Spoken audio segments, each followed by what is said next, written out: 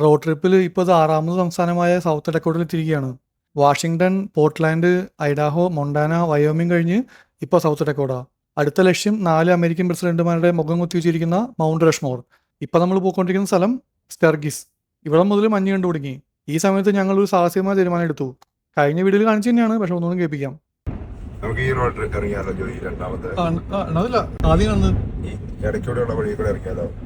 അതായത് ഈ മാപ്പിൽ കാണുന്ന കടും നീല വരിയുണ്ടല്ലോ, അതാണ് ഗൂഗിൾ പറയുന്ന വഴി. എന്റെ ഐഡിയ എന്ന് പറയുന്നത് ആ എയർ ഇട്ടേക്കുന്ന സ്ഥലം ഉണ്ടല്ലോ, അവിടുന്ന് തിരിഞ്ഞു പോയി കുറച്ചുകൂടി അഡ്വഞ്ചർ ആയി കൂടെ എന്നാണ്. കൂടുതലുള്ളവർ പറഞ്ഞത് അത്രയ്ക്ക് വേണോ, നടുവിൽ കൂടി പോകുന്ന വഴി ഉണ്ടല്ലോ അതെടുത്തിട്ടുള്ള അഡ്വഞ്ചർ പോരെ.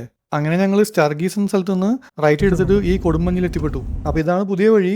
റൈറ്റ് സൈഡിൽ 90 എന്ന് പറയുന്നിട്ട് കാണുന്നതാണ് ഹൈവേ. അതിന് വരെ നമ്മൾ കടും നീല കളറുള്ള വഴി എടുത്തേക്കാണ്. ഇവിടുത്തെ സീനറിക്ക് ഇടുവട്ടോ. ന്യൂജേഴ്സിൽ അരക്കപ്പോൾ മഞ്ഞ് വീഴുന്ന പോലെയല്ല, മലയും മലഞ്ചെരുവും മരങ്ങളൊക്കെ ഉള്ളതുകൊണ്ട് നല്ല അടിപൊളിയായിട്ട് ആസ്വദിച്ചു പോകാം. ചെറുതായിട്ട് മൂടൽ മഞ്ഞുണ്ട്. പിന്നെ നമ്മുടെ നാട്ടിലെ പോലെ ആരും നിയമം ധരിച്ച് നമ്മുടെ ദേഹത്ത് വന്നില്ല എന്ന് വിചാരിക്കാം.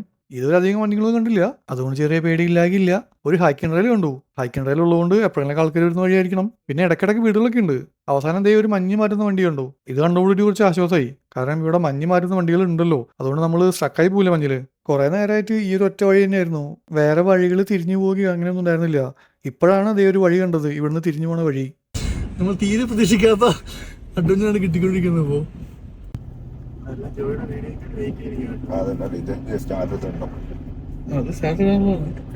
നമ്മളിങ്ങോട്ട് തിരിഞ്ഞെങ്കിലും ഈ സ്ഥലത്തിന്റെ പേരൊന്നും മനസ്സിലായിട്ടുണ്ടായിരുന്നില്ല. പിന്നെ നമ്മൾ ഗൂഗിൾ ചെയ്തപ്പോൾ മനസ്സിലായത് ഇതാണ് ബ്ലാക്ക് ഹിൽസ് നാഷണൽ ഫോറസ്റ്റ്, മുറ്റുകാടാ.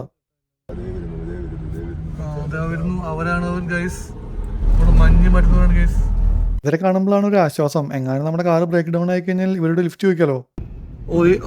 അടിപൊളി മാൻപേടകൾ മഞ്ഞ് കൊള്ളുന്നു. ഈ മഞ്ഞിലുമായി കരടിയും കാണും അല്ലേ? അവര് മാത്രമല്ല, അവർ തിന്നുന്നവരും കാണും. വീണ്ടും കയറ്റോയോ? ഈ വേലി കാണുന്നത് ഓരോ ആൾക്കാരുടെ പറമ്പാണ്.